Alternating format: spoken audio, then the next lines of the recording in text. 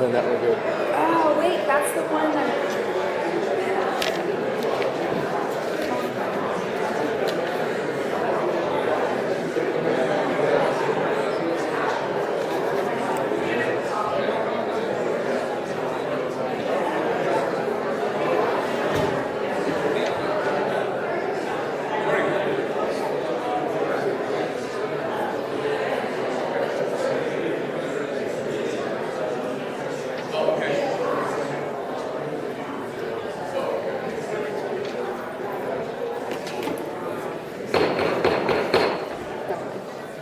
Good morning, everyone, and thank you for joining us for today's meeting of the Tulare County Board of Supervisors.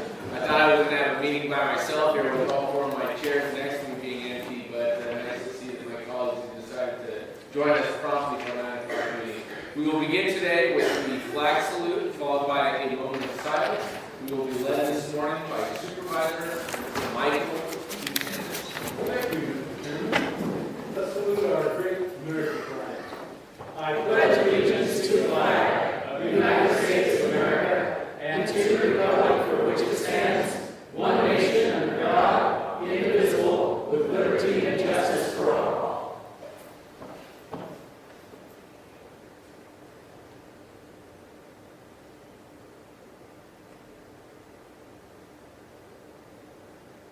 Thank you. You may be seated.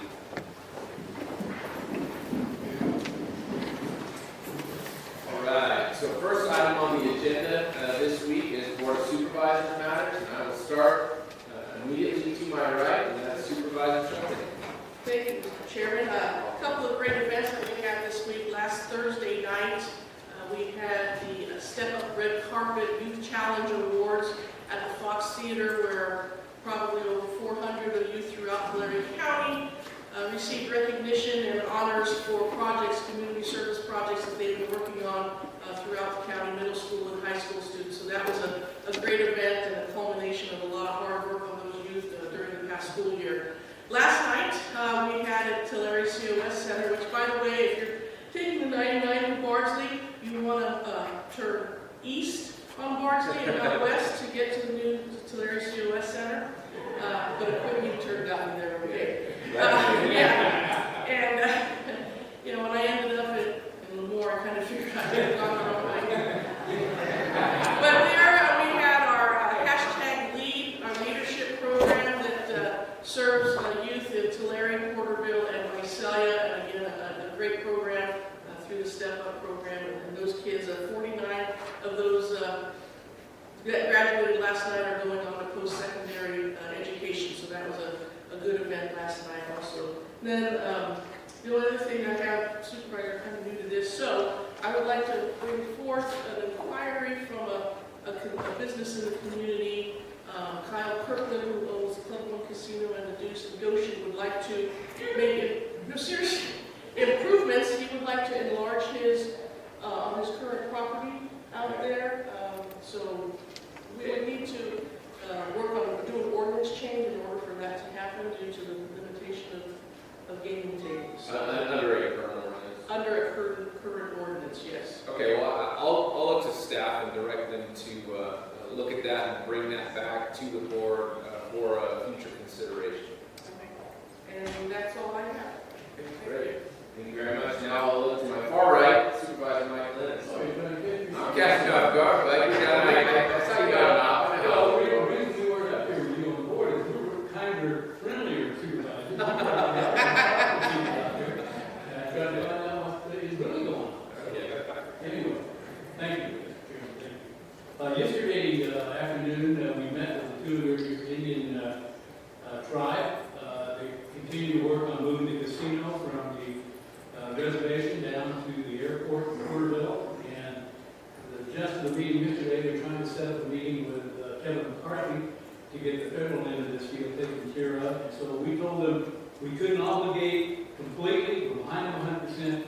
We'll do everything we can to get in that meeting with them and help them as much as we can. Until we get the EIS and EIR next month and go through that, and the sheriff and DA and RMA, everybody gets on board with the mitigation measures they need to take to get the figures to them so they can move forward. But until then, we can't really commit, although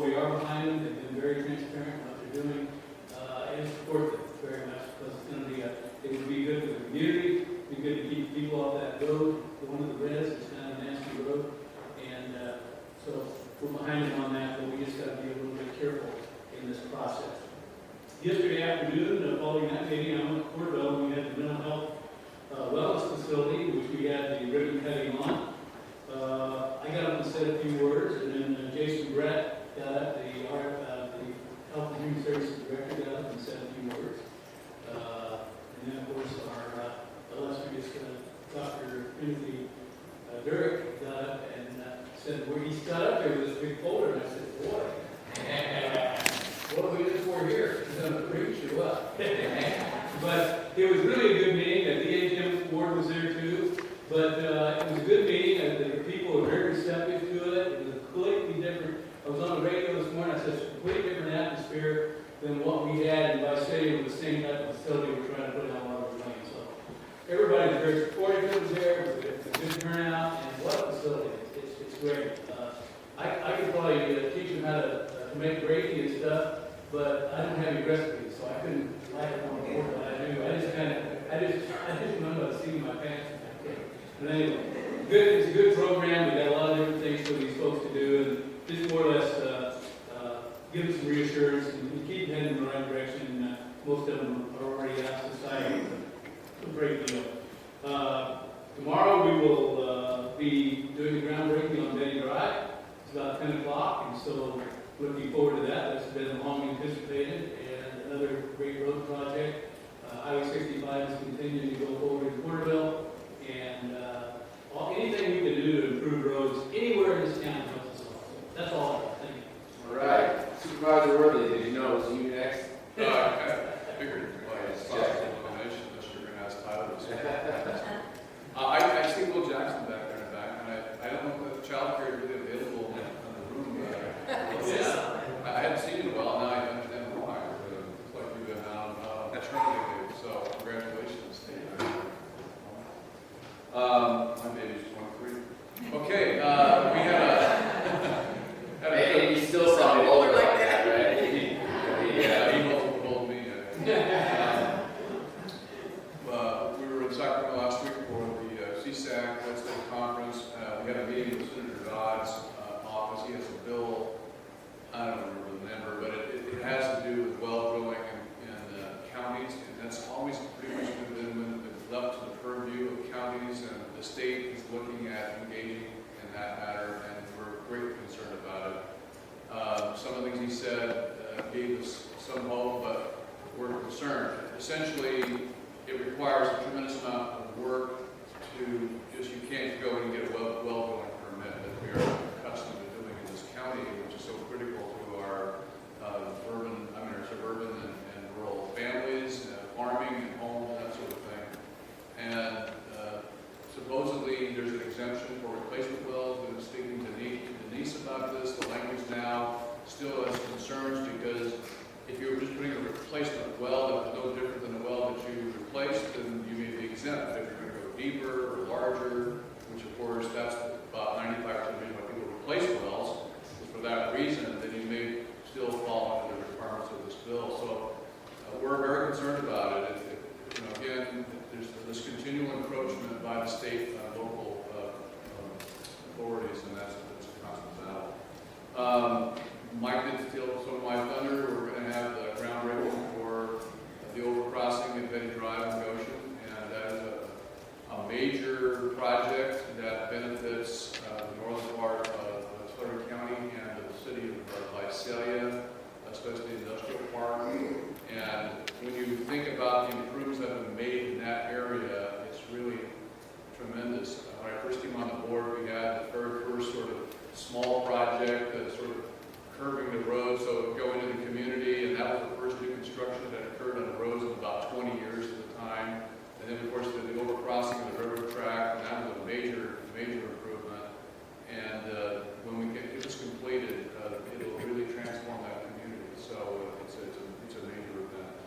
I think that's all I want to say. There's a lot going on. I'll be meeting tonight with a reporter on Timber's Flat, we say Farmers League, an agricultural production. Was going to make a story about that. And we have an airport meeting tomorrow, so just lots going on. And everybody, please have a great Memorial Day weekend. Remember our servicemen.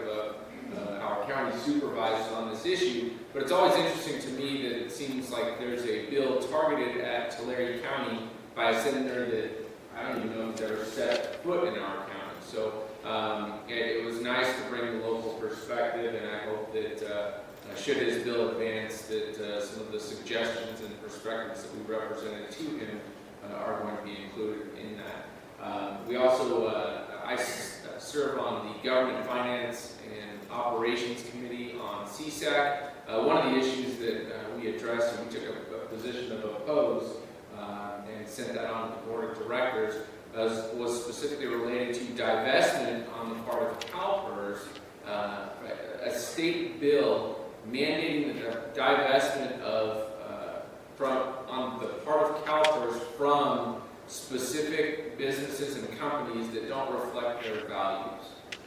And I just thought that was very interesting because in the past they did divest from tobacco companies because that is not reflective of the state's values. And over the time, from the time they divested to today, they lost a potential $2 billion in return had they left that money there.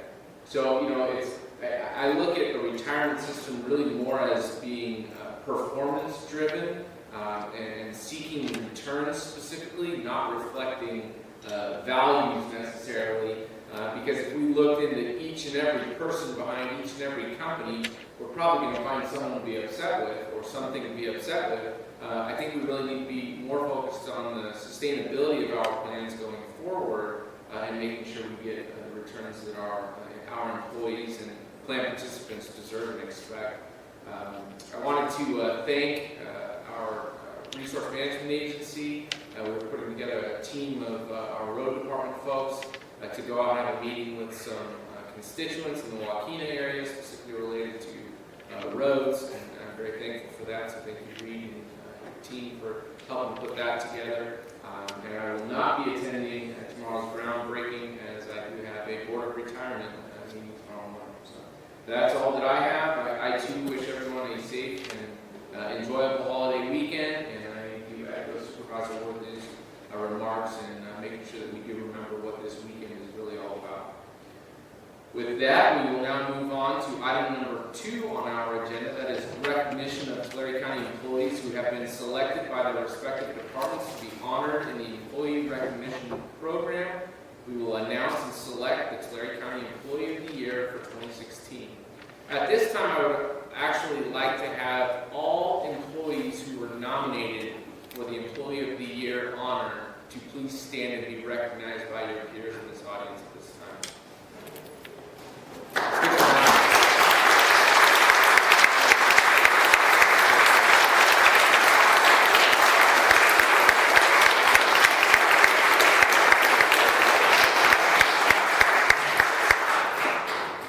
You know, an organization is only as good as the people that serve within the organization, and we have some wonderful, wonderful employees in Tulare County, and you do represent the cream of the crop that have been recognized and selected by your various departments to receive a very, very high honor in being selected the one Employee of the Year for Tulare County. You were nominated for that, and so I congratulate you and I thank you. Whether you win or lose today, there is no loser because you are all deserving of the recognition that you are being nominated for. So with that, we do as a board have a very difficult decision, and we cannot recognize 20 Employees of the Year. We only get to choose one Employee of the Year. And with that, I will move into the presentation of the 2016 Employee of the Year. It has been said that the Employee of the Year is a person who has proven to be a valuable asset to Tulare County. It is this person's out-of-the-box thinking, uncanny skills, and can-do attitude that makes this person so valuable. The efforts in the department have saved the county time, money, staff hours, and headaches with their proven skill set. Evident in the work performed by this employee is their work ethic, dedication, and pride in the work that they do. It's an added plus that this person has a great sense of humor. Hopefully that was not a script. That wasn't, okay, I'm sorry, that wasn't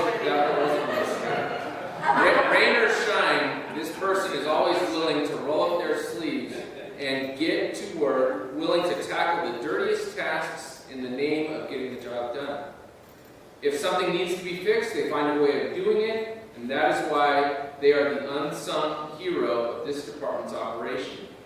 Employees have said that the gears of the machines would surely grind to a halt if it wasn't for this person's tireless efforts, and that is a quote. Now, it is my pleasure to announce the 2016 Employee of the Year from the Solid Waste Department. Congratulations to Glenn Black.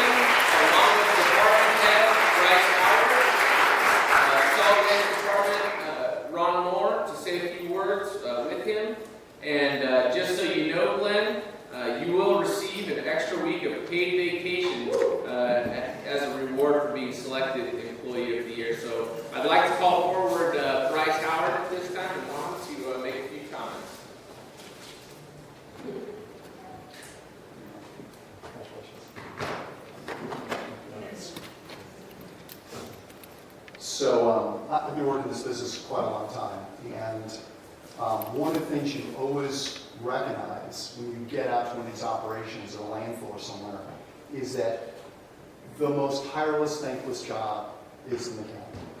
It is a brutal job in brutal temperatures, under brutal conditions. You think that 100-degree temperature is that, well, when it gets down to 30 or 28 and that steel gets cold and your hands get tight, it's really tough. And then you put all the dirt in there, the grime, and then the operators, who don't really seem to care about the equipment, do they?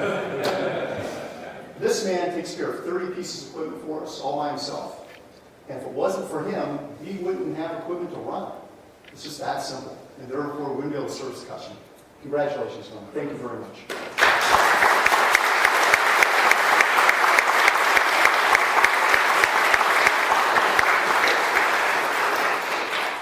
Well, me and Glenn sit across from each other every morning at 6:30, have our coffee, talk about everything under the sun.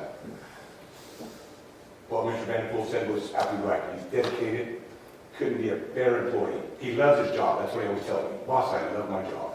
I love my job. Then that certain sayings that he always says is like it's nuts and bolts. You're done.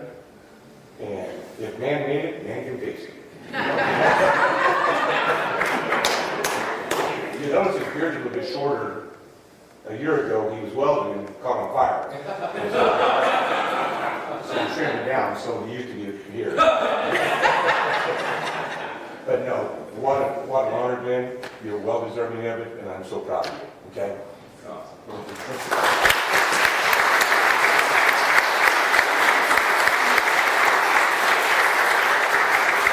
right, Glenn. So it wasn't a lie what was written on paper. They just reiterated it. So I really am grateful and congratulate you for the work that you do for Tulare County. And it's my pleasure to present to you the county seal of the County of Tulare in recognizing you as the 2016 Tulare County Employee of the Year. Congratulations.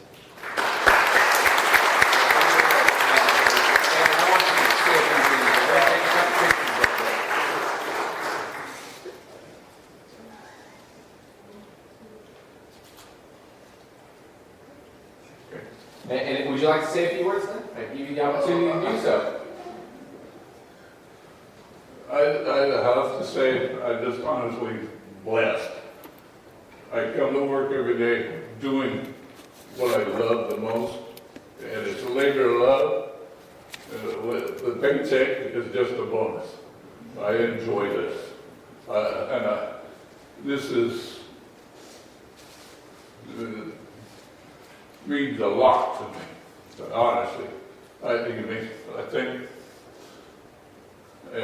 it's been a good life.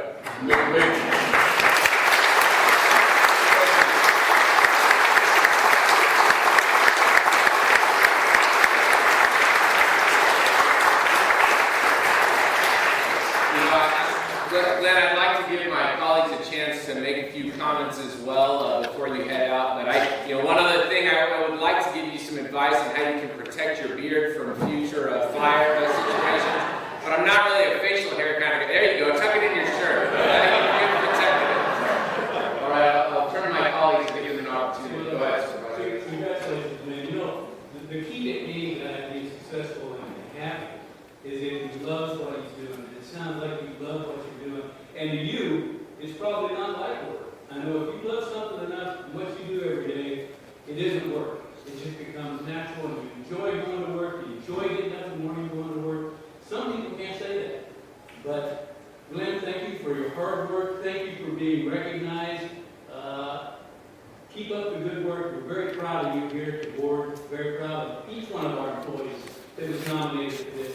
This is something unusual. When the people you work with nominate you, that's phenomenal. Thank you. Supervisor Worthy? Thank you, Mr. Chairman. First off, I didn't realize that Duck Dynasty had a place here. I think he must be related to Robert, so he certainly looks like one. Glenn, congratulations. You know, the way we do this is after kind of whittling down the numbers, we each examine and make a recommendation, and we score people. And the thing that really struck out for me was we have very, very many great employees, a lot of innovative thinkers, a lot of people who go above and beyond the call of duty. But what really struck me was your longevity. That you're not, sometimes people have a lot of energy and a lot of good thoughts, they do a lot of stuff, but then they kind of fizz out. I mean, I'm not saying that's going to happen to our employees, but that can happen. And I understand that. You can get kind of burnt out. You just you work so hard, and then sometimes you run out of steam.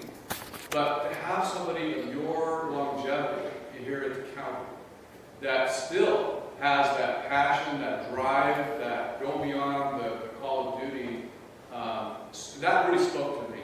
And it was something that struck me as making, I was just so happy. As someone that was said, an unsung hero. Today you are the hero. You're not unsung anymore. But certainly in the kind of position you would be, oftentimes a person like you might be overlooked. And I am so grateful for you, and then also for your supervisors and your fellow employees for recognizing who you are and nominating you. And it's a great privilege for us to be able to honor you today. Thank you so much for your service. Supervisor Sharpley? You're on the radar now, Glenn. Watch out. I really enjoyed going through all these nominations. It was no surprise to me with all the great things that are being said by your peers about those who are nominated. And I just want to say I look forward to many more employees of the year and nominations to read through and see what great employees that we have here. And I could probably grow a bigger beard than Pete Crosby, being Armenian. So.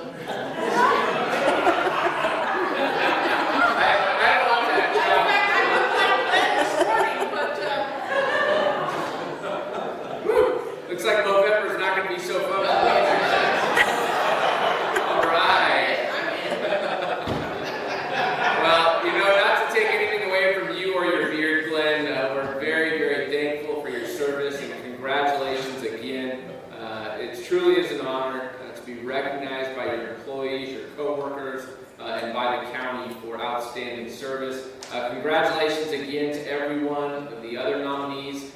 You all do a wonderful job for Tulare County. We are very grateful for you. Keep up the great work, and hopefully through longevity you'll be recognized at some point in the future as well. So thank you very much again, and congratulations. With that, we are going to move on our agenda to item number 3, which is public comments. And I know that Ms. Schustrom wants to come forward before all of our employees leave and talk about the Walking Works Challenge results real quick. Go ahead, Amanda. Good morning, Chairman, Supervisors. Rhonda Schustrom, Human Resources Director, and Lucy Garza, our Health and Benefit Wellness Manager. We'd like to update your board and our employees here today on our Walking Works Challenge results. During the week of April 24th through 28th, we held our sixth annual Walking Challenge. And Supervisor Woodley led a walk. Actually, I think he strolled with those long legs, and you'll see everybody else behind him. We were walking, trying to keep up. Here in the kiosk area around HRD and Board and County Council. And then out at Health and Human Services, Supervisor Chairman Vanderpool led a walk at HHSA, as you can see from the pictures above. We had outstanding participation this year for Tulare County. Actually, we increased our average steps, and we also had more employees participating over last year. And as a result, I'd like to announce that Tulare County beat Fresno County in our average steps category, and we tied Fresno County in terms of our average or our number of employees who participated. So we both had 26% participation, but Tulare County won in terms of our average steps at 10,220. The chart here shows the highest participation in terms of departments, and there were 3 departments that had 100% participation this year: law library, retirement, and purchasing.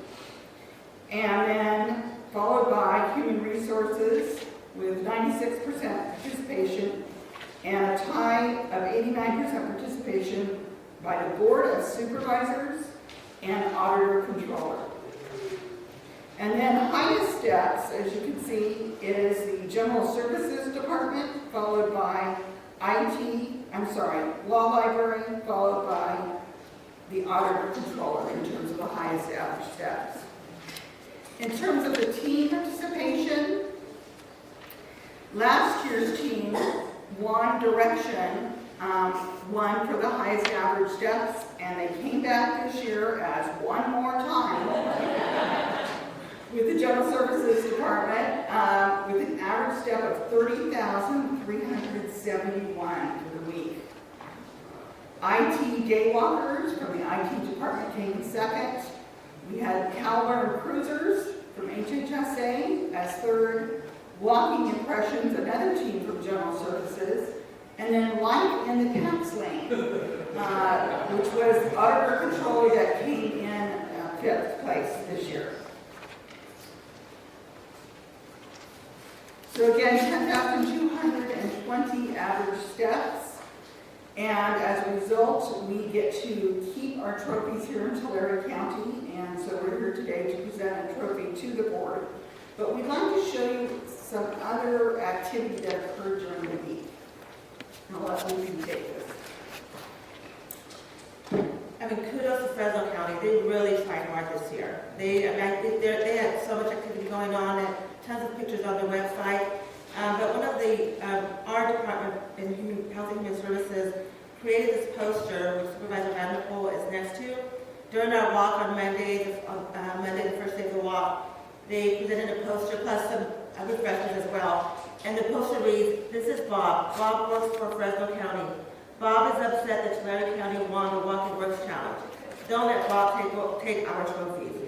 So we sent that to Fresno County. Thought it was hilarious. Thought it was good momentum. Then Fresno County also, here's a picture of Fresno County. Like I mentioned, they had tons of pictures on the website. And here's a picture of our previous county employees, Gene Russo, Oscar Garcia, and Debbie Tonelli, who are on the forefront of promoting the Fresno County Walk and Works Challenge. They came in tied with us with 26% participation, but had best steps in Tulare County this year. So we officially, Tulare County, would like to challenge Fresno County for a tiebreaker. We verbally have reached out to them, asked them if they would like to participate in a tiebreaker in the fall. Haven't heard back from them, so now we're officially challenging them. And so on the last day of their walk, they sent us this picture. It says, "Prepare to eat your hat, Tulare." Originally, HHSA provided this picture saying, "All I'm saying is that if Fresno wins, I'll eat my hat." This is Jose Rosales from HHSA who provided this picture, and Supervisor Vanderpool. And on the bottom, Fresno County sent this recipe back to us stating, it'll be prepare to eat your hat.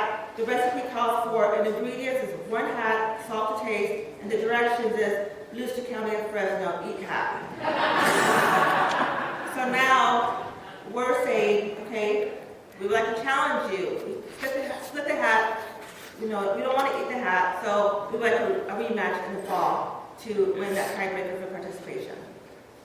So we reach out to them, we're making it official now, and hopefully they will accept our challenge. Okay, but we still keep our trophy, right? Yes. Yes. The date that we selected as our challenge happens to be the day of our county health fair. Okay. So we'll be encouraging walking that day and probably incorporating some type of walking activity into our health fair. So anyone who comes to the health fair will get a pedometer, as well as we will be sending these out in advance. Okay, great. So we'd like to thank the Board of Supervisors for participating, as well as our county employees. And we're going to leave the trophy here for it to be held by the Board of Supervisors for at least one more year. And the second trophy, I think we're going to share it with Fresno County for a while, but after the tiebreaker, it's going to have a home for the rest of the year to the winner. Thank you. All right, well, thank you for making so much fun out of a walking challenge. That's great. Are there any other public comments? I know that the sheriff also would like an opportunity to speak before the board as well. So I can defer that till later, or I can do that now, Sheriff, whatever you prefer. Okay, all right. So I'll wait until after the public hearing for you. Okay, now, is there any other public comment at this point in time? Okay, seeing none, I'm going to close the public comment period and bring it back to the regular agenda. Before we take up our 9:30 timed item, I will take up the consent calendar. I know that item number 29 will be corrected, and so we will pull that for separate consideration. Item number 55 will be taken off of the consent calendar altogether. And then I believe it was item 53. Yeah, item 53 I'd like to pull for separate comment. Are there any other items board members would like to have pulled? I'd like to pull item 11, sure. Item 11 will be pulled. Anyone from the public would like to remove an item from the consent calendar? Okay, seeing none, we will entertain a motion. Yeah, a motion by Supervisor Ennis, a second by Supervisor Worthy. Please vote. The motion on the balance of the consent calendar passes unanimously 4-0, with District 1 not voting because Supervisor Crocker is in Nashville and not here with us today. But we didn't know that was an announced vacation, so he is excused. But not in attendance today. All right, number 11. Yeah, I just want to say, at our last Animal Services Advisory Committee, it's my understanding, and I confirmed that with Patrick Hammond, that Mr. Wade has pulled himself out of contention. He's moving back to Oklahoma. Okay. So, Okay, so then we will not make that appointment and remove that calendar for today. And then we also have 53, I believe is the next item. Morning Board, CAO Council, Denise England, Water Resources Director. Item 53 is a continuance of extending the temporary receivership for the Seville Water Company. As you're aware, back in 2009, the county took on receivership of this failing water company, and my understanding is the board would like an update on the new governance structure that's being put forward, and also the schedule for the construction of the new water system. So Self-Help Enterprises has been tasked by the state board, and they have a funding agreement with the state board to provide assistance for the communities of Yemen and Seville to form a new governance structure. Most likely that would be a CSD. They're looking at taking on both the water system as well as the sewer system. They're doing the water system component first. Their schedule is to coincide with the 2018 general election because it would be more cost effective. In order to do that, several steps need to be taken. Somebody has to go to LAFCO, the community has to vote, maps have to be drawn. And so they are on schedule to do all of that in advance of the November 2018 election. And as I said, that would activate a water power under a CSD, and then they would come back and do the sewer power, because I know that the board has expressed that the water and the sewer need to go together, so we're not left holding one and not the other. Also, I It looks like phase one, which is the distribution system and possibly a storage tank, depending on where bids come in, would start in the late summer of 2017, and then construction would be through about September of 2018. So really the completion of the construction project and the completion of the government structure project should coincide in fall of 2018. With that, I'm happy to answer any questions or concerns you may have. Any additional questions from board members, members of the public? I think this is good news, and I think that it's something that we were hoping would happen after we took the receivership to actually have it taken back over. Nothing more permanent than temporary. The receivership you're considering today is 2 years, and it should be the final 2 years, and we shouldn't have to do it again. We didn't think it would be this long when we took it in 2009, but this is something that we also use to illustrate to our friends at the state board and our state legislators of how long it actually takes to get a viable project built and underground and up and running. Great. Move to approve. Now, I have a motion by Supervisor Woodley, second by Supervisor Ennis. Please vote. Vote is unanimous, 4-0, with Crawford not being in attendance. All right. Let's see. Item 55 is off calendar altogether, and item number 29 had to be pulled for correction council. Is that correct? Yes, the board is being asked to approve the memorandum of understanding with the Superior Court and authorize the chair to sign the 3 copies rather than the HHSA director. So it currently says director, it should say chair. Correct. All right, I have a motion by Supervisor Ennis, a second by Supervisor Sharpley. Please vote. Motion passes unanimously, 4-0, Crawford not in attendance. Okay, we will now move to our 9:30 time item. Item number 4, the request from the Solid Waste Department to consider an increase to the franchise haulers collection and ancillary fees for service areas A, B, C, D, E, G, H, and J in accordance with the calculation methodology set forth in the franchise agreement. Bryce. Bryce Howard, Director of Solid Waste. So we have a rate increase application in front of us today. The haulers for the unincorporated areas of the county went into an agreement with us in 2016.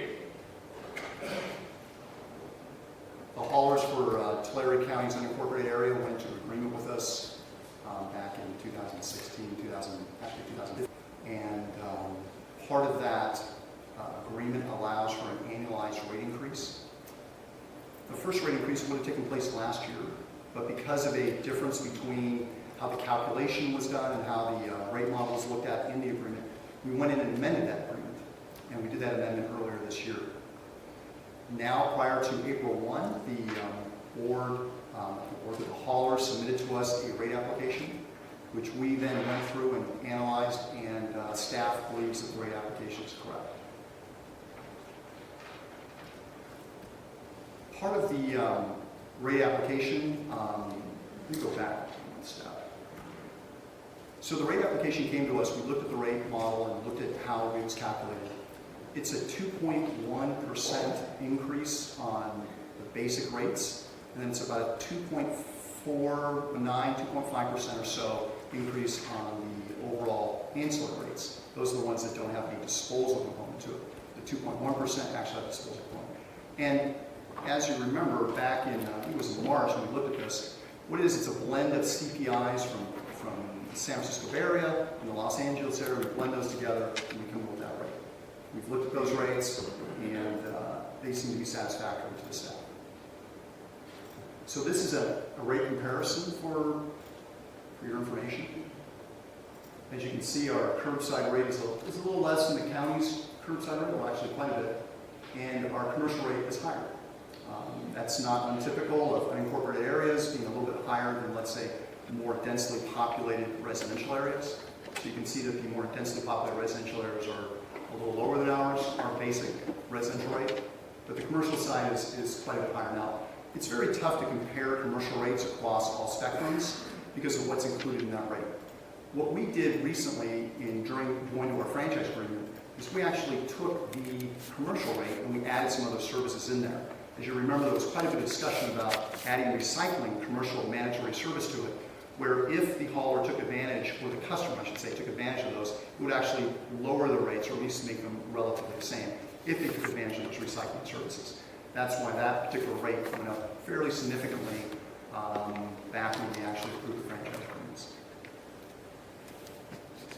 These are the proposed maximum rates. I'm sure a little tough to read in there, but yeah, each one of those little rates is a 2% or so increase, except for the ancillary fees, which are 2.49%. So today we're requesting a rate increase.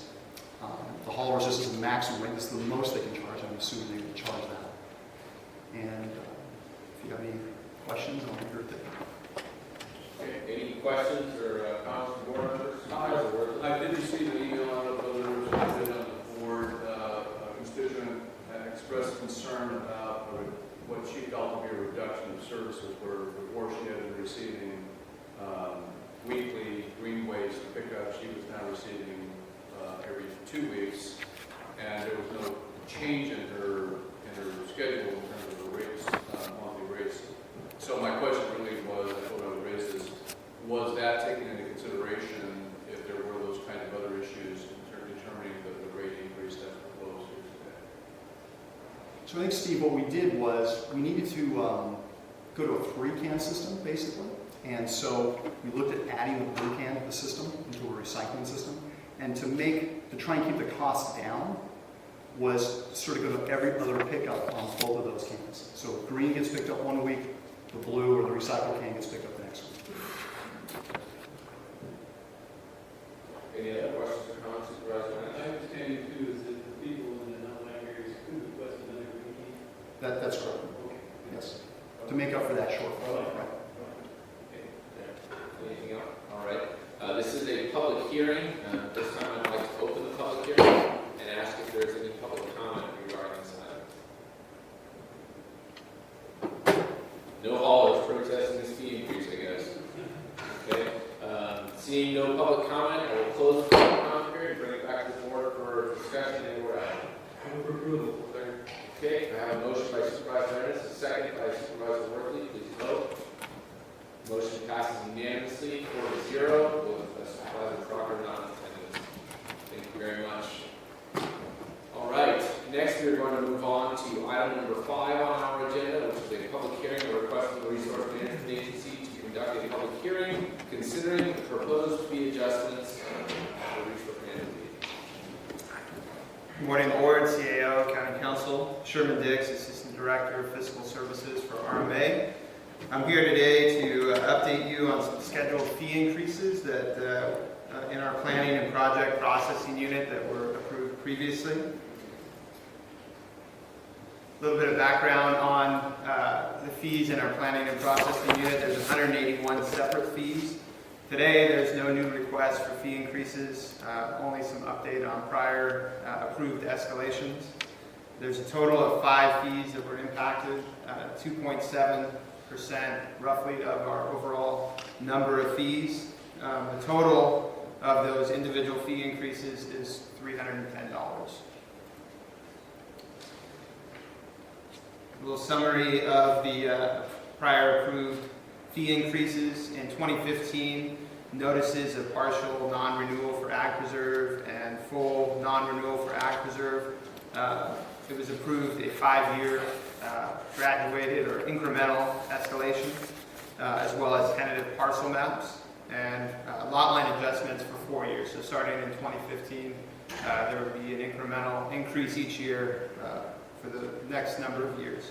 And then in 2016, setback variances were approved for 5 years. The rationale is approaching full cost recovery on these services while still being business friendly and promoting economic development through reasonably phased fee increases. A little bit more detail here. Notice of non-renewal. We're in the 3rd year of 5-year annual increase for the notice of non-renewal for Ag Preserve program. That's both for the full and partial non-renewal. And also the 3rd year of a 5-year annual increase for tentative parcel maps.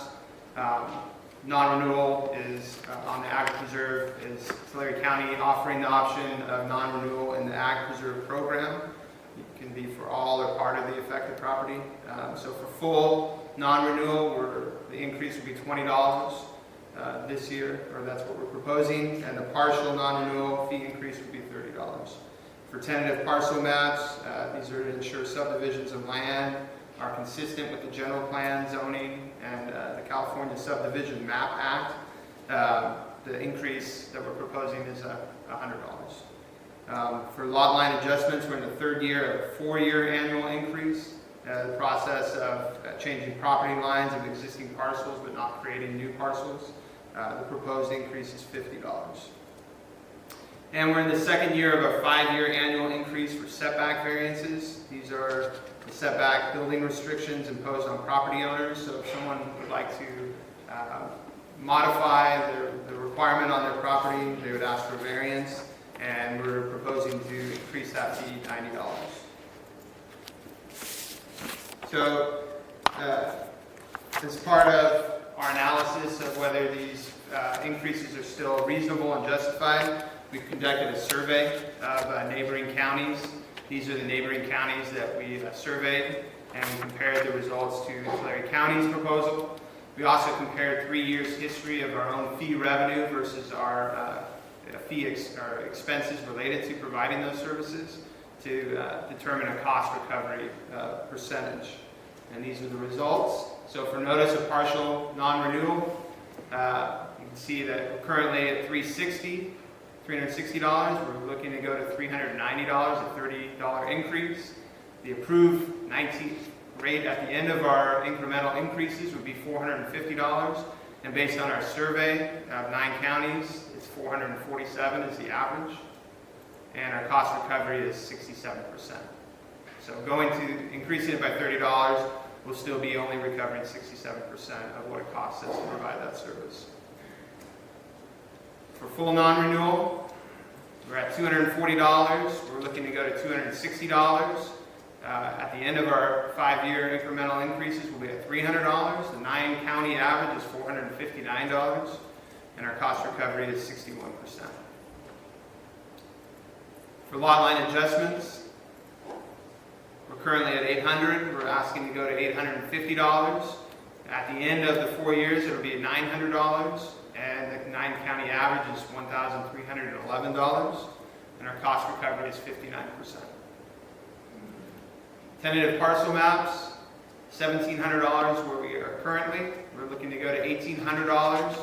At the end of the increases, we'll be at $2,000, and 9-county average, $2,540, and our cost recovery is 72%.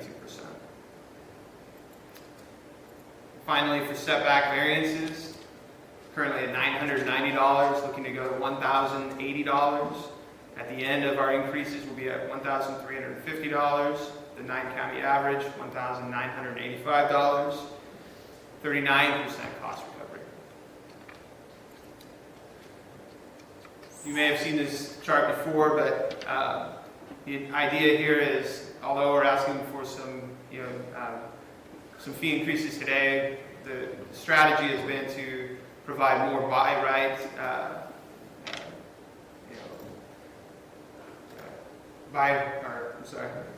more buy right opportunities, eliminating the need for special use permits. So what you're seeing here is that as the reduction in special use permits has happened, there's been an increase in building permits, and so the strategy we believe is working. So besides the study, we also solicited outside input from, it was reviewed and approved by County Council, reviewed and approved our method by the County Auditor. We solicited information from interested parties in the community, and we're also having this publicly noticed hearing today. So I'd like to thank the Board of Supervisors, the CAO, County Auditor, Controller, County Council, and our Resource Management Agency staff. And with that, I'd be happy to answer any questions. Any questions or comments from board members?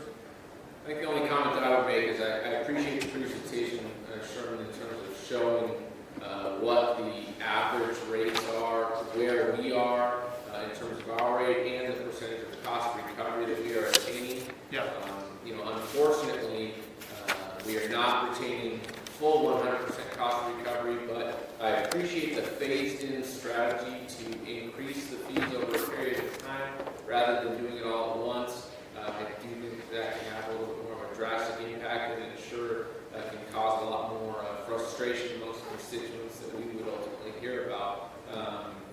I don't know that we get to 100% cost recovery, but I do think that there's always an opportunity for us to turn around and look at ourselves and how we do business and see how we can potentially reduce costs on our end to get closer towards that cost recovery amount versus only raising fees.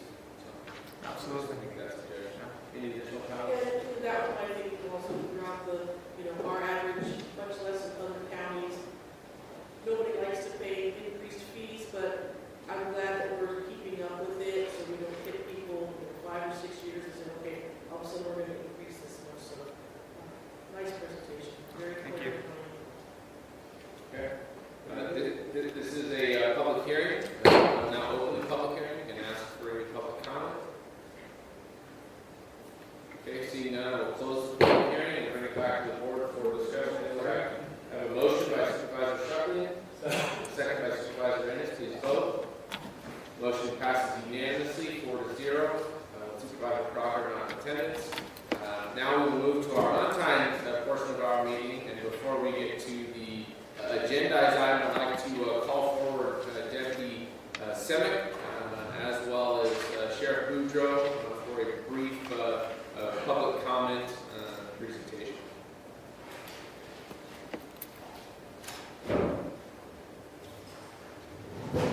Sheriff always gets special treatment. Go ahead. Thank you very much. Can you hear me okay? Okay. Mr. Chairman, it's good to see you, CAO, members of the board, our county council. I know you've all been busy in Sacramento, Washington, D.C. Those trips can be very tiring, and I understand that. I wanted to bring some attention to someone, Corey Atchison. He has been in our Explorer program for 7 years, since he was 14 years of age. And what makes him unique, for one, is being in the Explorer program for that long. He's aging out. Secondly, and he said that I could share this, is that he went to Sequoia High School because he got into fights and, by his own definition, was too much of a class clown. But he was approached by one of our deputies bringing his attention to the Explorer program. And he said that that program and getting into it has really changed his life. He hasn't been in trouble. He's been on a path, a good path. And we're happy to say that he's applied with us as a Deputy 1 and is looking to go to the police academy and moving forward to be a productive member of society. It's a good tell story. I wanted to be able to share it with you this morning. And I wanted to be able to recognize him for changing his life and moving into community service. And we're thankful. But I'd also like to bring forth Deputy Simic, who's done an outstanding job with our Explorers, has completely changed the program, has built the numbers up, and he really takes a hold of our community and our young kids. So if I can have Deputy Simic. Thank you, Sheriff. There's not much I can really say after the Sheriff comes up and has such great comments to say, but Corey has been with us since he was 14 years old. And one of the most important things in that is these young men and women learn how to give back to their community. And I would dare say Corey has put, I was trying to figure it out, but somewhere in the neighborhood of 3,000 hours of community service during that period of time, as well as law enforcement training and law enforcement competitions. This is going to prepare him for the academy and for his career in law enforcement. And I'd just like to recognize him as one of the future employees of Tulare County. This is the future of our county. So with that, I'd like to turn it over to Pete Vanderpool. And Corey, congratulations. Thank you so much for your service.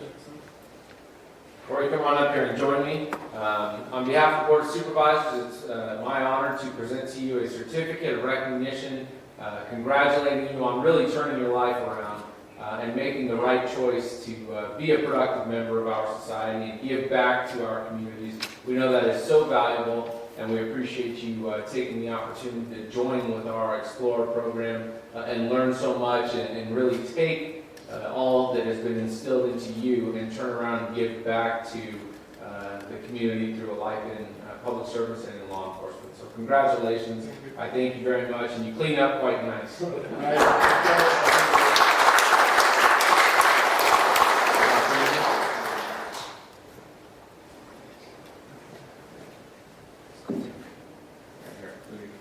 Get in front of the seal. Apparently it makes the picture look more professional. So that's a county stage.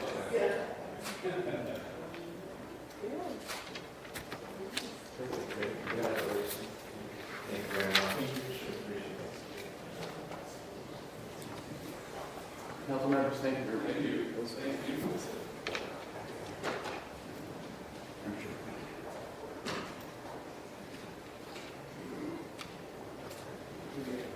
All right. I think that should be it for public comment. And we'll now move on to item number 56. And that is a request from the Solid Waste Department to approve an amendment to the agreement number 27502 with Floyd Johnson Construction Company, Inc. for the construction of White landfill waste management unit. Bryce.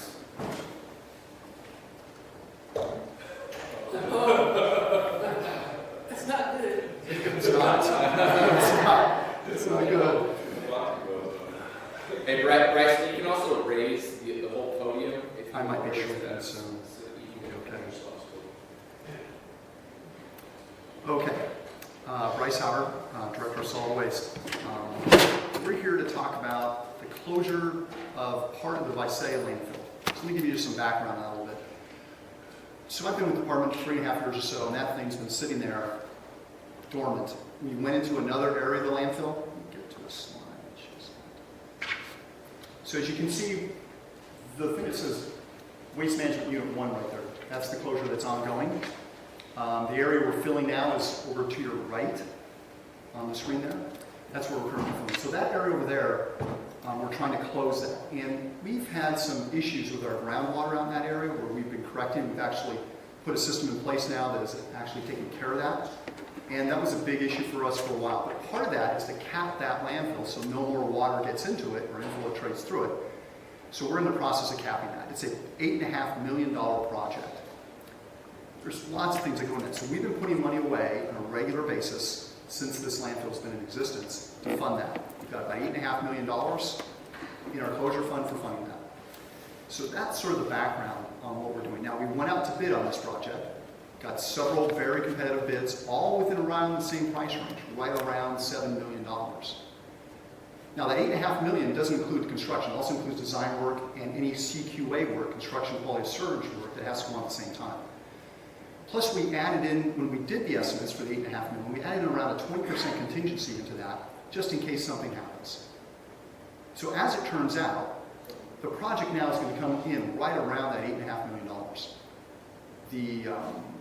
The amount of soil has changed a little bit. These landfills settle, they move around. So when the contractor bids on this work, he's bidding on it, making an assumption that it's not going to move. It's going to stay exactly like it is. And as we represent it to him, it's going to be like this. That's the only way we can get a competitive bidding process, is for them to assume something is stable.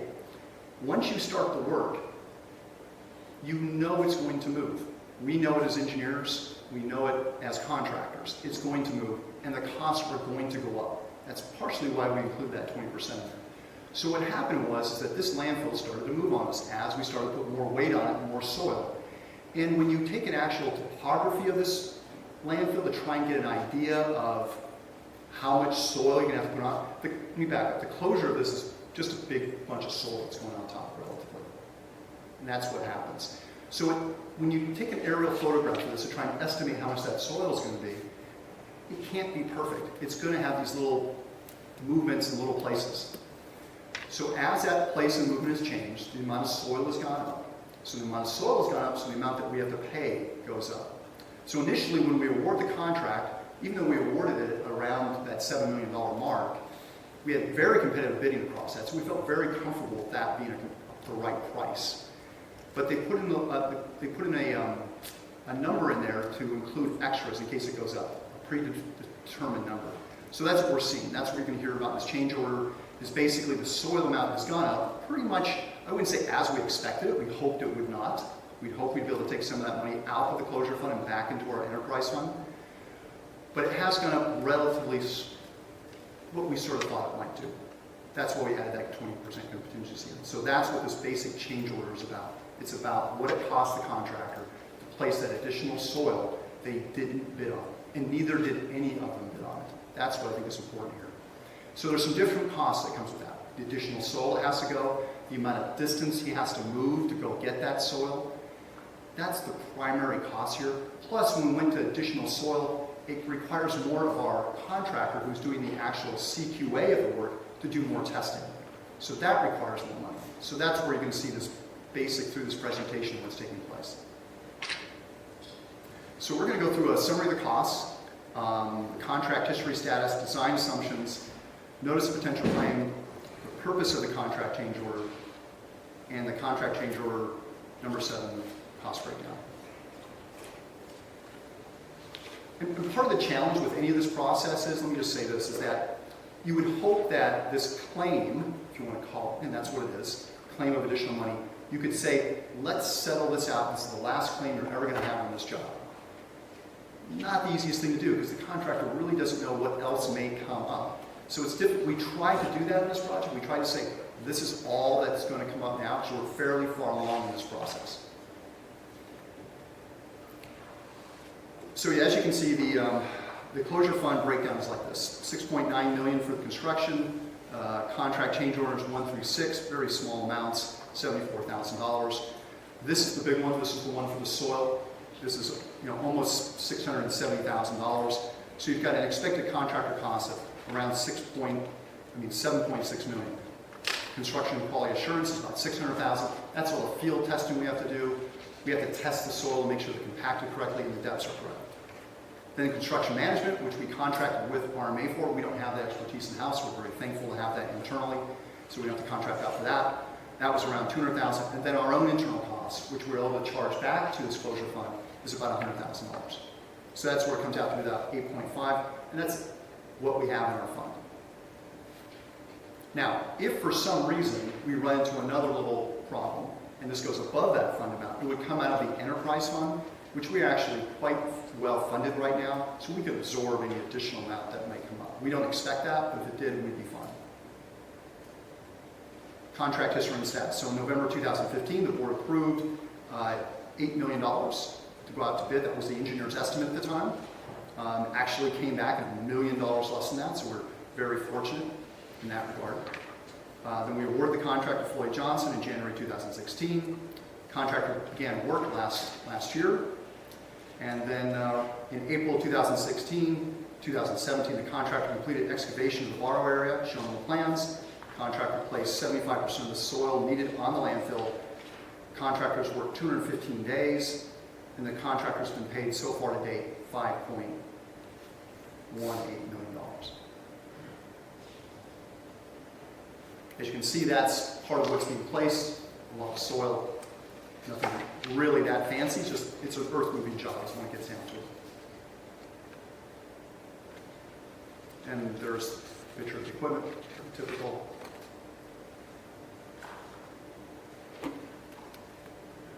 So when we started this project, we made certain design assumptions that I was talking about to sort of get to an idea of what the contractor can bid on. He has to bid on something.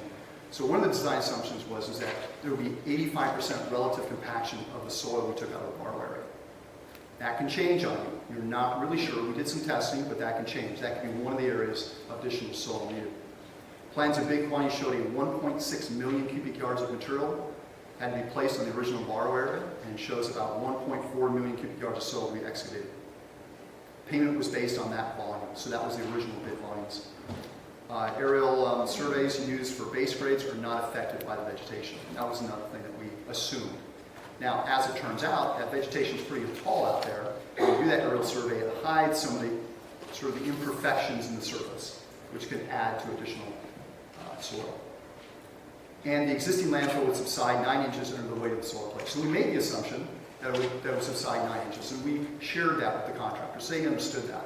And it actually ended up subsiding quite a bit more. And this is a fairly large surface area, so just a couple of inches can add a lot of volume. Notice of potential claim.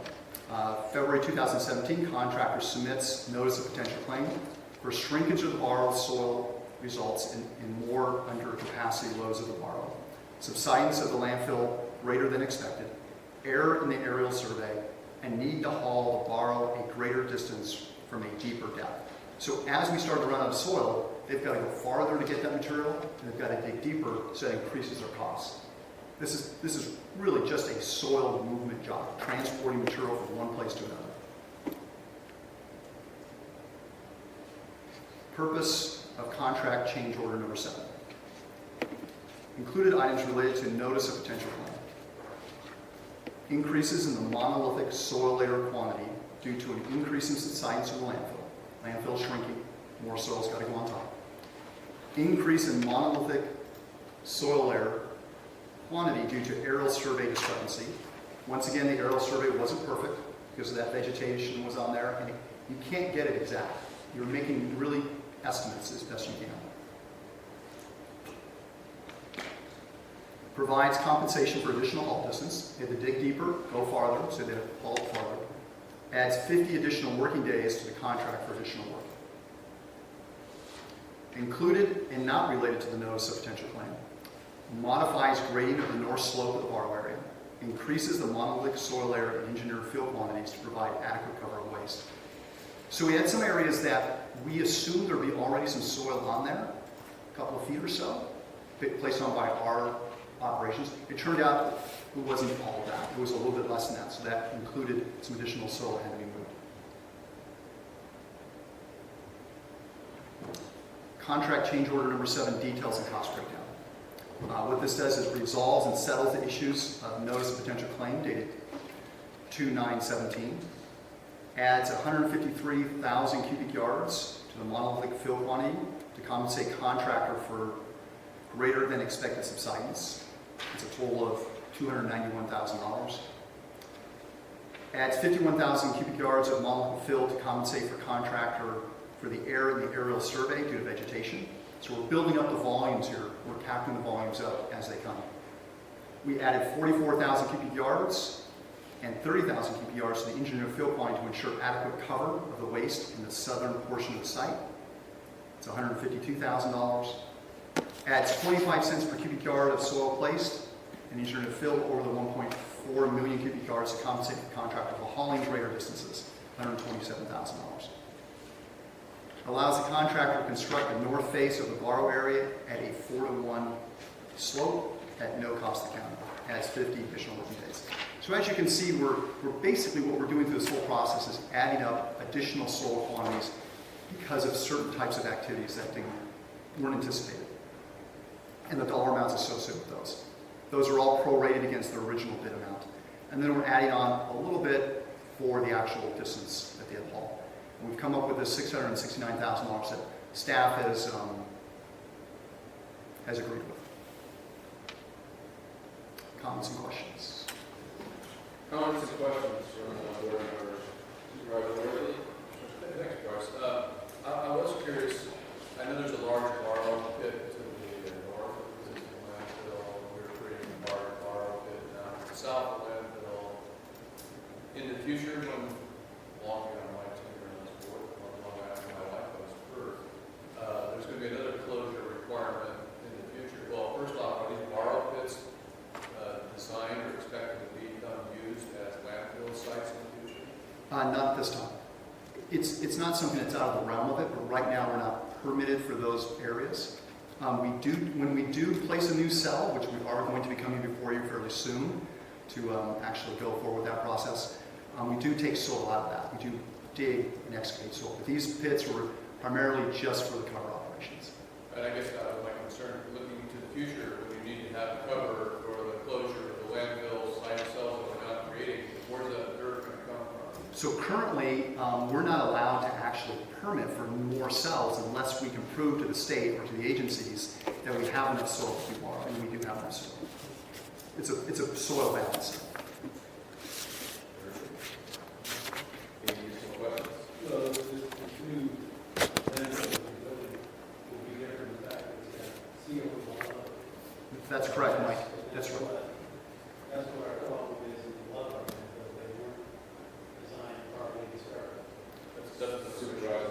Well, one thing I was going to ask you, Bryce, what are we allowed to do with the finished steel facility? In other words, can you put a solar farm on top of it? Can you use that in any way that might produce grow crops. Yeah. Or can you make that? Let's let it roll up. That's correct, Steve. There are many closed landfills that find other uses for their areas. One of them is solar farms and other things like that. This is fairly new. We're just getting this one done. We haven't explored what other uses could be, but there are landfills that use those lands for other things. Any other questions or comments? Any questions or comments from members of the public? Okay, seeing none, I'll bring it back to the board for a discussion. Right? Motion by Supervisor Ennis, second by Supervisor Worthy. Please vote. Motion passes unanimously 4-0. Supervisor Crawford not present. We will now move on our agenda to item number 57, which is a request to receive a presentation from the Health and Human Services Agency regarding an update on the household tank program. Since I'm taller than Brett, so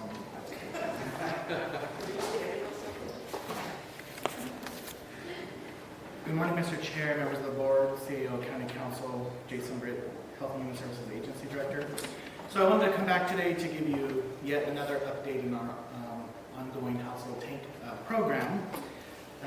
As you recall, we were here on April 18th and provided a comprehensive update on the status of drought response activities.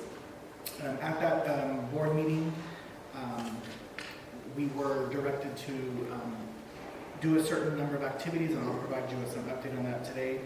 I did want to preface my presentation today before I get started that some of the items we're going to discuss today are still in negotiation with the state, but I thought it was in the best interest of the agency and the program to come to the board and disclose to you what we know and what we think will reasonably happen with this program.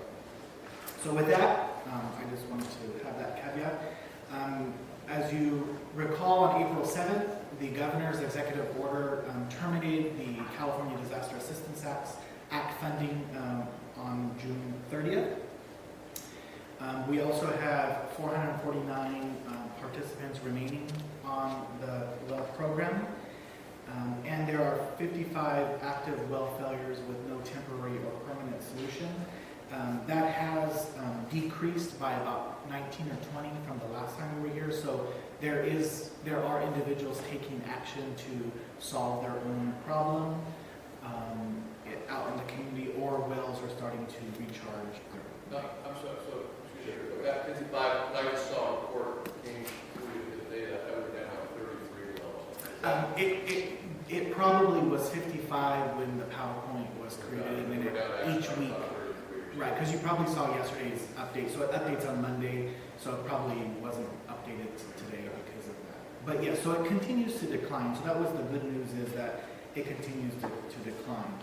As part of our April 18th meeting, we also, this board directed staff to prepare demobilizing our non-potable fill station tanks and our emergency showers in the Drought Assistance Center in Porterville. That those notices have been posted, and we expect those two items to be completed by June 30th. So there will be no exposure in terms of cost or anything around those two activities. At that same meeting on April 18th, we kind of put a moratorium on new tanks being installed, because at that time we envisioned having to go out and remove these tanks prior to July 31st, which would be the expiration, which would be the additional 30 days after the expiration of the funding to remove these tanks. So we have not installed any more new tanks since that time. So our current situation is that on May 9th, we received a letter from the Governor's Office of Emergency Services announcing that they are going to have a grant program to continue delivery of emergency water to the existing tanks. So this does not pay for any additional tanks, but it will supply water for one additional year to the tanks that are already installed. We are also expecting this grant to be of no match, so 100% covered by the state. That's what they're telling us. And again, it covers tanks installed by June 30th. We are expecting to have the details of the grant on or about June the 9th, which would be the 30 days after May 9th, outlined in the governor's letter promising the guidance. We kind of expect it maybe a couple weeks later.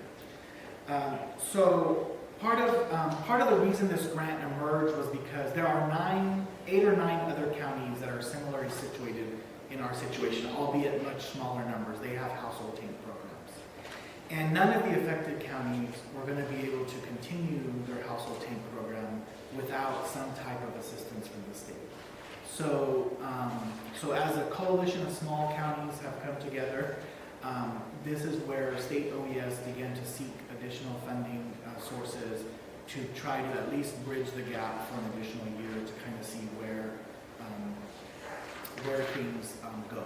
And I do have to say that many of our nonprofit partners within Tulare County and many of the other affected counties, many of our local legislatures and advocacy groups also joined in that advocacy to bring this grant to fruition. So we appreciate their efforts with the governor's office to help bridge this gap. So given that we don't know the exact terms of the grant and they're not in exact writing, we were sort of reluctant to rely on this sort of handshake information to demobilize our programs. However, what we have received is that self-help enterprises who are here today, they are the owners of the household tanks. The state has made that determination.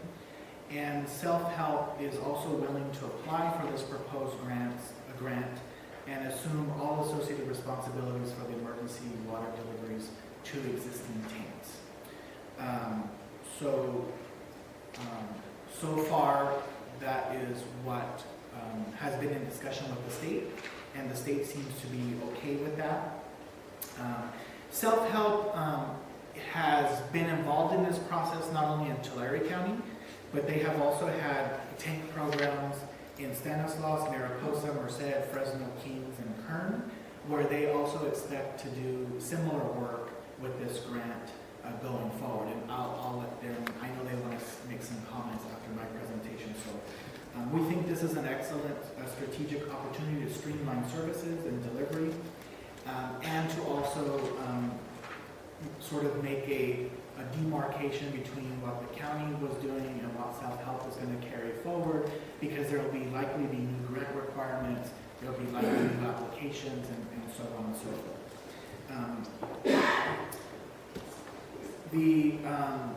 The other consideration is that we will work, assuming this all goes as we're discussing today, we will work with self-help to establish new water source agreements, because we currently hold those. And we've also consulted with RMA to ensure that temporary tank placements do not become permanent entitlements. So again, I'm pretty sure the state is going to put a 1-year time limit on this water delivery. So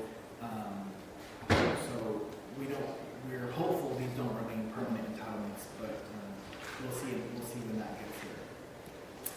So a couple of action steps will be, aside from analyzing the grant details and all of that when it comes, is we'll develop an MOU with self-help enterprises to formalize the transition, as well as a partner to notice participants of the transition and provide application materials and help people get onto the bridge program, as well as come back to this board and update you on what the details are of that program.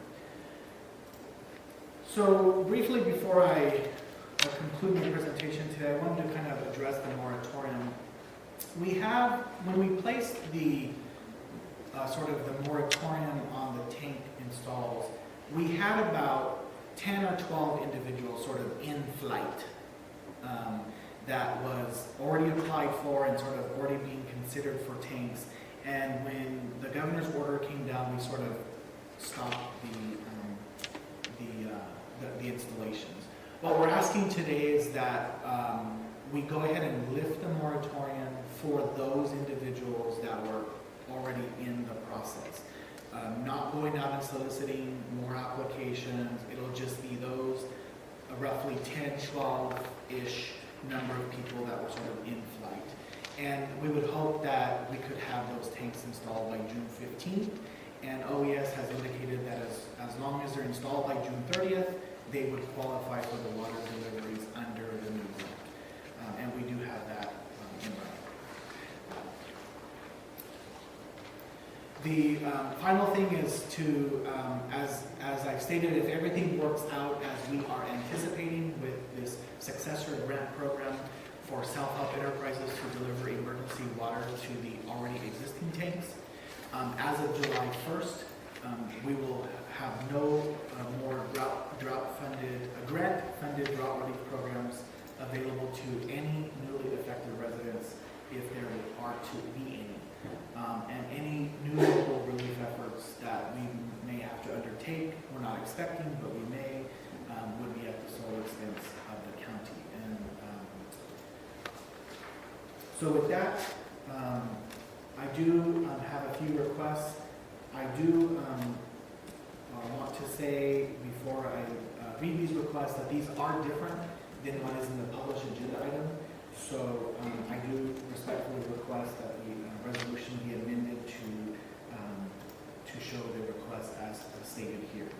So the requests are to, of course, receive a presentation and update regarding the tank program, to terminate the county's household tank program as of June 30th, 2017, lift the moratorium on new household tank installations to allow new applications for tanks that can be installed by June 15th, authorize the emergency services manager to take necessary and appropriate actions to terminate the current household tank program and to transition the household tank program to a successor program subject to board approval, and provide any direction that you may have on new emergency drought relief to be provided by the county after July 1st, 2017. And with that, I would be happy to take any questions. And as I stated, I do know self-help is here to comment on this item. Sure. Any questions or comments to the board? Go ahead, Supervisor Reynolds. Now, during this program, these tank programs have been going on for what, almost 2 years, a year and a half. How many people that are on this tank program that are out have deepened their wells and got tanks out? Have you ever done that? Yes, there has been a number of individuals that have taken their own actions. I don't have the numbers off the top of my head, but we can certainly supply those. We need to emphasize that this is not a permanent deal with the state. We're going to give them another year. They need to know that. What we're expecting. It's going to wait here. Sooner or later, you're going to have to do something. Correct. And what you'll see in the governor's attached OES letter is that we fully expect the grant guidance, whatever grant this looks like, to really place an emphasis on long-term solutions, which is another reason why self-help is a good partner to help come in, is because there will be much more need to do monthly reporting, casework, different things to really help individuals transition to a more permanent solution, explore barriers to those permanent solutions. So we expect that to be a heavy emphasis on this one-year funding. And so again, that just makes self-help in a good position since they have some of those programs or have resources and access to some of those programs. Great. Supervisor Ward, a couple points. First, Tom College, President of Self-Help here, I just want to say publicly thank you to their organization for working so closely with the county and people of our county to deal with this ongoing problem. We're happy to see this getting far better than it was. And I think my question might be a little tied to what Supervisor was talking about. If we say that we got 33 well failures at this time that have not been completed, would that indicate then that we have 33 tanks in existence because all the other ones have been resolved? Because I have nowhere actually seen heard a number how many tanks we're talking about. No, as you recall, we have 449 tanks deployed right now. And from our perspective, in the data that we collect and report every week, those dry well numbers come from people who report to us, hey, my well went dry. A lot of those people take their own initiative and fix their situation. We have been calling the household tank temporary installation sort of resolved in terms of reporting new well failures because they're really not on a well anymore, they're on the tank program. So there are still, of these 449, which is part of what I think we'll get to at the grant, is we continue to try to work with them to see what their barriers are to a permanent solution. But the numbers that you see here are reported, the 33 are reported at the public at large. And many of them call and say, hey, my well went dry, you know, and we connect them to resources, or, you know, in a couple of weeks they've gotten a loan, they've done their well, and they're resolved. So we do keep them monitoring because we want to keep a pulse on what's happening in the county. But we do have 449 tanks, right? That's the number that we have deployed and what South Hudson expects to service under this grant. Okay, well then I am still confused by the idea that if we have a port available, like 33, and we're saying we've got more employees on the tanks out in the buildings utilized, they're not reporting with the bill wells, is that what we're saying? Or are there some other issues? I just think we're counting the numbers differently. It's a big discrepancy. I mean, one thing, if we said we've got 50 tanks out there, and 33 reported, you know, failures, but to have, you know, 10 times, more than 10 times the number is a little bit hard to get my hand around. So, Mr. Vice Chairman, the way that we're reporting, we actually have 3 separate categories. We're reporting permanently resolved, which is actually over 1,000.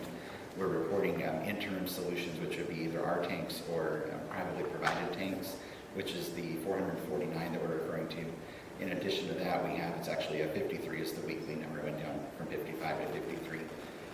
Additional individuals that have an active dry well failure that's been reported to us, but do not have either a temporary or permanent solution in place. So there's the kind of 3 categories there for a total number of 1,601 households that have been affected by the drought.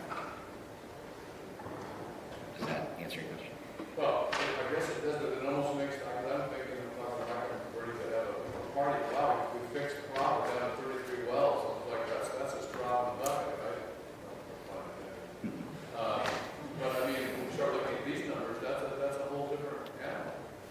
And then I went back to what Linda said, that it's all more important to realize time is of the essence here, because if we've got that many people who are depending upon these tanks, and there's 1 year left to go in the program, then there's a serious problem moving here.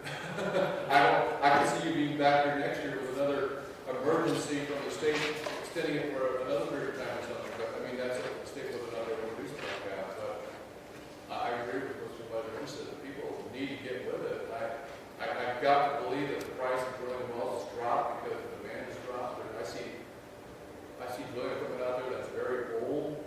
Equipment being used. I'm sure that their charges are dropping down. Again, we've got to get to a permanent solution here, and tanks are not the permanent solution. And which is why we expect the 1-year grant to have like a monthly, like it's going to require, we're expecting it to have a requirement where like we're going to have to check in with people every month or every few weeks to find out where they're at. So it's going to be a much more intense program focused on getting folks to a permanent solution is what we're expecting and what we're being told. Again, we'll see the devil in the details, but that's kind of what the state has indicated to us at this time. Candace, we're having a problem. I don't know if it's the microphone. It's the microphones. It was actually engineered by yours truly. If anyone knows out there, you can hear me very well. I made sure that only one microphone works. I'll try to speak louder. Okay. Well, it's kind of fade in and out. I don't know whether you're closer to it is better. So be closer. So maybe it's that way it's better. Okay, go ahead. Just for the folks who have their wells have been fixed, will those tanks be removed, or are they just going to stay there for the year? They remove. They'll be removed. Once they get a permanent solution, they remove them. Okay. So I'm glad the state decided, to extend this to a certain point, because I think there are people out there who truly need it still and have been, cut off when we found out a month ago or so that this was going to be happening. And I'd also like to thank Self-Help for, taking the initiative to step in and take over the program, which is much needed. So thank you. Okay, CAO Spada has some questions as well. Yes, thank you, Mr. Chairman, members of the board. I just have one question.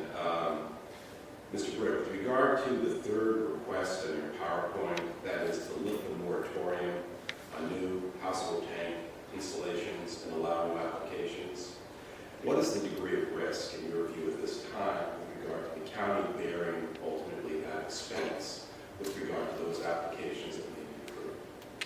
So that's a great question, thank you. That should probably be to allow existing applications for tanks. And again, we believe the number to be around 12-ish. So right now, that's a net county cost of about $50 per building permit. So somewhere roughly around $1,000-ish. I can't, not very good at doing math in my head. $600.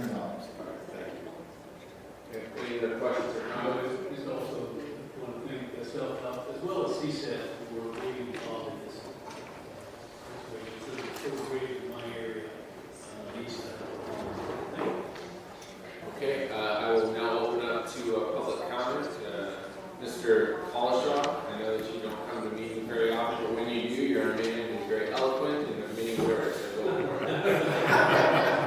Wow. A couple of things to clarify. Thank you. And thanks to the staff. They've been great to work with on this. I think we have a unique situation in Tulare County. We've got a great county partner, and also, as has been mentioned, a good collaboration of local nonprofits, including CSET, Self-Help Enterprises, and United Way. And we've actually spoken together, and we agreed that it made sense for Self-Help Enterprises to take the lead from here on out, partially because we are working on those permanent solutions as well. I also might mention that, by way of the earlier discussion, that the high water mark, that's a bad pun, of the tank program here was about twice the amount as it is today. So we have made a dent in the permanent solution, which includes both placing new wells or drilling new wells, and in some cases connecting people to existing municipal type systems. And we're still actively working on that. We're actually ramping up our well replacement program now to where we can do about 80 a month. And you're right, the cost is coming down because the well drillers are more available now. So we're feeling pretty good about going forward on that part too. So again, we appreciate it. We're taking a bit of a leap of faith with the State Department of OES. I think we would concur with the staff. They're not always easy to communicate with, but we think that this is heading in the right direction. And we've been talking to the governor's office about the importance of making this work past July 1 as well. So we appreciate the partnership. Thank you. Okay, and even the council has a comment as well, and I'll be followed up by a CAO comment. Yes, I believe the council's noted that there is a slight discrepancy between the Cal OES direction and the governor's executive order. So there could be a question as to whether the county and its partners could end up bearing some cost of any installations that could occur after April 17th and before June 30. I believe Mr. Britt has said $50 for the permit. There may be some other nominal charges that I'm not aware of, but there is a slight discrepancy we wanted to bring to the board's attention. I appreciate discrepancies. Go ahead. Jason. Thank you. We're relying off an email communication from State OES that stated that it's up to the local government's discretion to allow new tank installs up through June, between April 7th and June 30th. We're under the assumption that we would still run under the CBA claiming guidelines. I don't know what's the $150 cost. And so other than the ongoing cost of water until June 30th, which most of this, because if you recall, since we do most of this work through our nonprofits, it's usually 100% reimbursed. The only thing is that falls to RMA for the building permits. So I'm not Any well inspections, anything like that, any other administrative costs? Mr. Chairman, members of the board, what I would suggest in light of the comments that were made by council and by the agency that HHSA and RMA provide any information as they receive it with regard to what they may see as additional net county costs from activities engendered by the new applications. So at least we can be aware and monitoring if it looks as if the $50 net cost will increase. Thank you.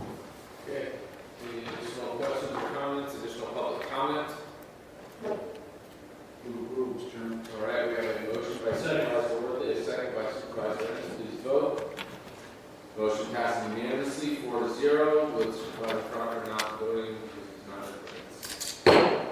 Thank you very much for attending the Tulare County Board of Supervisors meeting today. Everyone have a wonderful and safe holiday weekend. We will see you in a couple of weeks. Council, do we have a need for closed session? We do, Mr. Chairman. Items A and B are off calendar. Items C through F will be heard in closed session, and there may be an announcement out. Keeping the audience in suspense. There may be an announcement.